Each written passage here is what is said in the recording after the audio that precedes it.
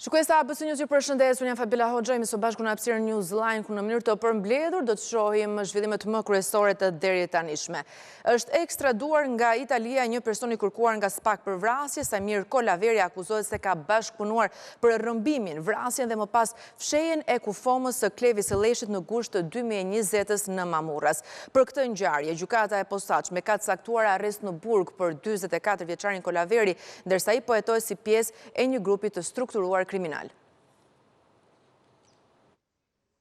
Është ekstraduar nga Italia Samir Kolaveri, antari i një grupi të rrezikshëm kriminal i cili kërkohej nga prokuroria e posaçme prej 9 muajsh për përfshirje në rrëmbimin, vrasjen dhe fshehjen e trupit të Klevis Leshit në 5 gusht të vitit 2020 në fshatin Shperdhet të Mamurrasit. Ai do të përballet me 4 akuza në gjykatën e posaçme antikorrupsion si person i dyshuar për rrëmbim, vrasjen dhe groposjen e 22 vjeçarit. Hetimet kanë treguar se krimi ka ndodhur për motive gjakmarrje me urdhër të Aurel Hoxhës, kreu të grupit kriminal. Struktura e posaçme bazuar në bisedat e zbërthyera në aplikacionin Sky ECC si dhe nga prova të tjera, materiale të grumbulluara prej momentit kur regjistroi procedim penal për këtë ngjarje, konkludoi se Kolaveri ka patur rolin e ndërmjetësit dhe ndihmësit në vrasjen e Klevis Leshit. Ekzekutor ka qenë Sabah Nusi, i cili ndodhet në qeli dhe disa ditë më parë u fut në regjimin e izolimit 41 biz në burgun e Peqinit, ndërsa Aurel Hoxha, i cili vijon të jetë në kërkim, ishte personi që dha urdhrin për eliminimin e 22 vjeçarit Klevis Leshi,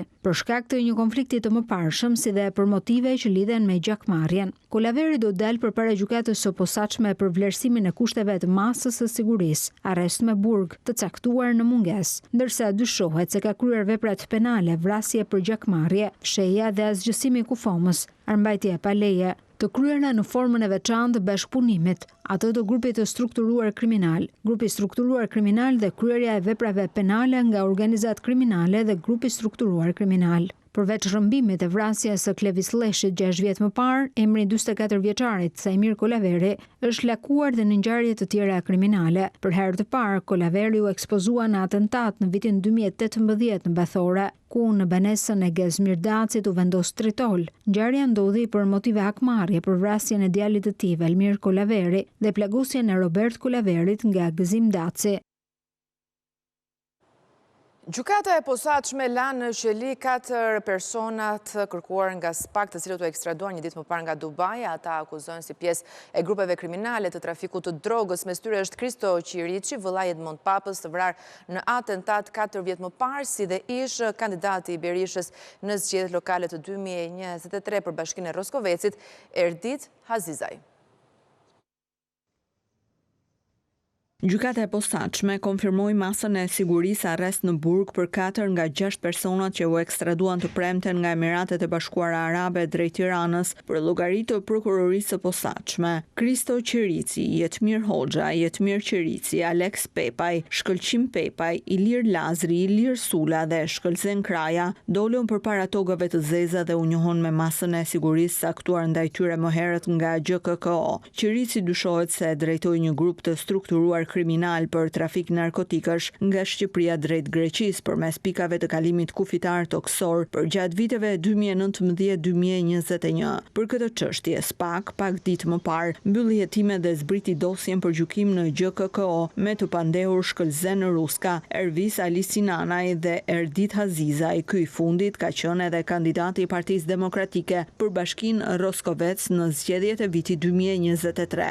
Edhe Shkëlzen Kraja, i cili po ashtu u ekstradua në Shqipëri, është pjesë e të njëjtit grup. Pa kohë më parë, atij u sekuestruan disa pasuri me urdhër të SPAK. Arresti në burg u konfirmua edhe për Alex Pepaj, Shkëlqim Pepaj, vëllai Jetmir Pepës, drejtuesi i të njëjtit grup kriminal i akuzuar për trafikun e mbi 7 ton drogë nga Amerika Latine drejt vendeve të Bashkimit Evropian. Alex Pepaj, 38 vjeç, drejtonte nga Dubai mbledhjen e parave për grupin Pepa. Në të njëjtën seancë ju komunikua masa e arrestit edhe Ilir Lazri, 30 vjeç, i akuzuar për pastrim të produkteve të veprimtarive kriminale, kryer në kuadër të grupit të strukturuar kriminal. Edhe ky i fundit ishte pjesë e grupit kriminal të Jetmir Pepës. Hetimet për këtë dosje vijojnë ende nga SPAK, teksa ditët e fundit prokurori Alfred Sheu ka thirrur disa persona për t'i marrë në pyetje lidhur me këtë çështje.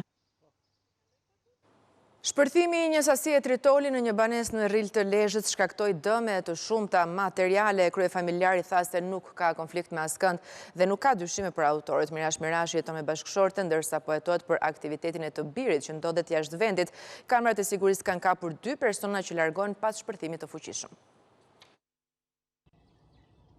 Një sasi lëndeplase ka shpërthyer në pjesën e jashtme të një banese 2 kaçe në Rryl të Lezhës. Ngjarja ka ndodhur rreth orës 3 të mëngjesit të së shtunës në shtëpinë e shtetasit Mirash Mirashi. Tritoli ishte vendosur në pjesën e jashtme të banesës dhe si pasojë e shpërthimit janë shkaktuar dëme materiale në muret e xhamat të shtëpisë, si dhe në një makinë që ndodhej në obor. Kryefamiljari nuk njihet në zonë si person me probleme dhe nuk ka precedent penal. Ai ka deklaruar se nuk ka asnjë konflikt dhe asnjë dyshim për autorët. Në orën 13 natës më kanë vënë dinamitin te dera.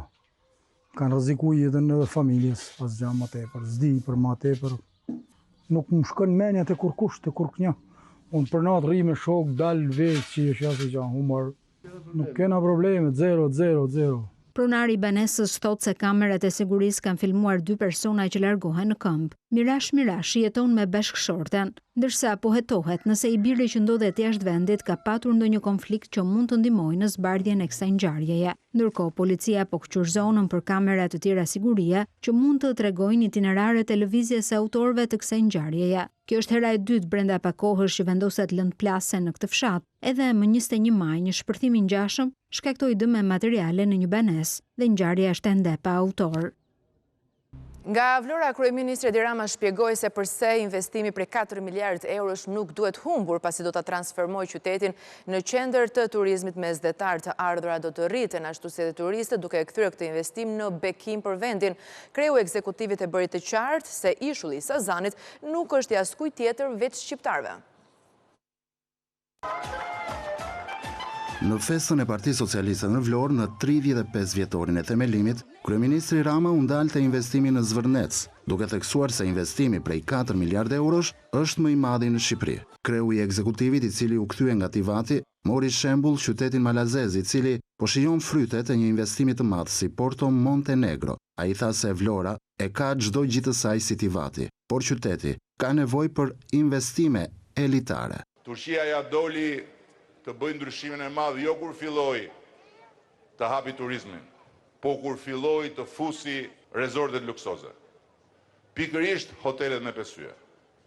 Pikërisht marinat dhe jahtet. Natyrisht që njerëzit e thjesht, njerëzit e zakonshëm nuk mund hynë në një jaht. Por është jahti që hynë në ekonominë e tyre. A investim duke u realizuar, do të bëhet bekimi i madh i ekonomisë, jo të Vlorës, as të qarkut të Vlorës, po të gjithë Shqipërisë. Rama e bëri të qartë se Sazani nuk u është dhënë investitorëve. Po të ishim ne ata që shisnim Shqipërinë, do ishte privatizuar Sazani. Sazanin ka dashur dhe me të drejtë, ka bëjnë destinacion turistik edhe udhëheqësit e tjerë. Por unë dhe ne nuk po bëjmë atë që tentuan të bëjnë ata tjerët, që e ofruan Sazanin për ta privatizuar. Ne pavarësisht se ata që na erdhën dhe me cilët po bashkëpunojnë janë shumë herë më të fuqishëm se sa ata të mëparshmit, nuk u kemi thënë Sazani është tokë dhe pronë e popullit shqiptar. Kreu i qeverisë tha se investimi në Vlorë po përdoret nga media të huaja si armë për të goditur familjen Trump. Këto broçkulla, ja u thon paturpsisht edhe të gjitha atyre të huajve që janë turrur nga Shqipëria për të marrë e për të përcjellë gjithandej gjithë farë lajmesh. Jo vetëm se një pjesë janë armiq, jo vetëm se një pjesë tjetër janë konkurrent. Pjesë tjetër ka një hall tjetër, nuk e ka fare as me pelikanët, nuk e ka fare as me flamingot, nuk e ka fare as me Vlorën, po e kanë me babain edhe me vjerrin e atyre që duan të bëjnë investimin në Shqipëri. Luftën që kanë atje e ushqejmë ne me këta delirantët dhe sharlatanët tanë që hypin në përfoltore, lidhin një flamur kugjezi në qafë këtu, merren me librin e shtëpisë time, edhe thonë Shqipëria është e shqiptarëve. Fenomeni meteorologjik El Niño që krijohet nga paqësori ndikuar nga ngroja globale do të ndikojë edhe në Shqipëri. Ekspertët meteorologë thonë se pasojat e tij do të duken në një verë të gjatë dhe të nxehtë në një vjeshtë me përmbytje. Aktiviteti i tij nga qershori deri në gusht parashikohet të sjellë thatësira dhe rrezik për zjarre.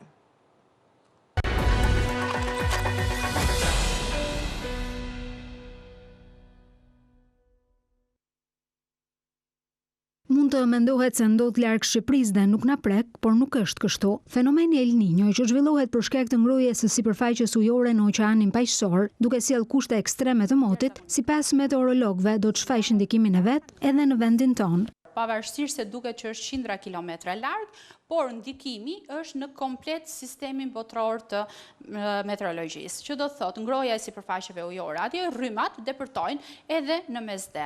Me aktivizimin e El Niños, meteorologët parashikojnë verë më të nxehtë dhe më të gjatë, duke rritur rrezikun për zjarre. Fenomeni parashikohet e aktivizohet nga qershori në gusht, por se kur do të ndjehet më tepër në Shqipëri. Meteorologët thonë se do të varet nga kombinimi i tij me anticiklonin afrikan apo atë të Azoreve.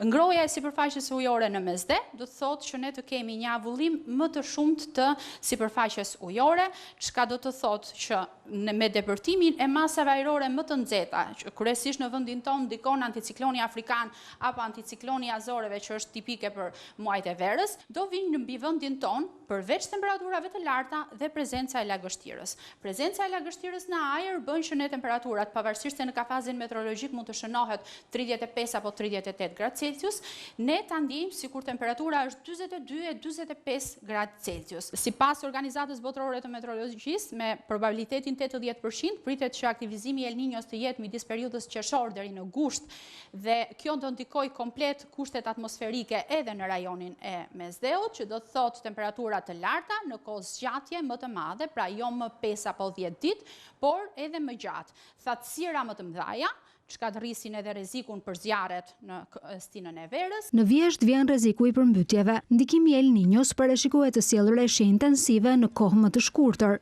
Me kthimin e vjeshtës dhe depërtimin e masave ajrore më të ftohta mbi komplet rajonin, bën që temperaturat e larta të detit, duke depërtuar një masë ajri më e ftohtë në lartësi, të kemi dhe zhvillime të ekstremeve të motit, që do të thotë rreshje intensive në kohë zgjatje të shkurtër, breshri apo dhe përmbytjet në komplet pjesën e Mesdheut. Studimet e fundit të Organizatës së Meteorologjisë parashikojnë që këtë vit ndikimi i El Niños të jetë më i moderuar. Aktivizimi i tij sipas meteorologëve do të shfaqë efekte në të gjithë globin. Është gjithçka përgatitur për Newsline, për më tepër ju mund të klikoni në webin tonë abcnews.al, gjithashtu na gjeni edhe në radio në frekuencën 105 FM. Ne do të takojmë sërish bashkë në lajmet e orës së 15 deri atëherë, mirupafshim.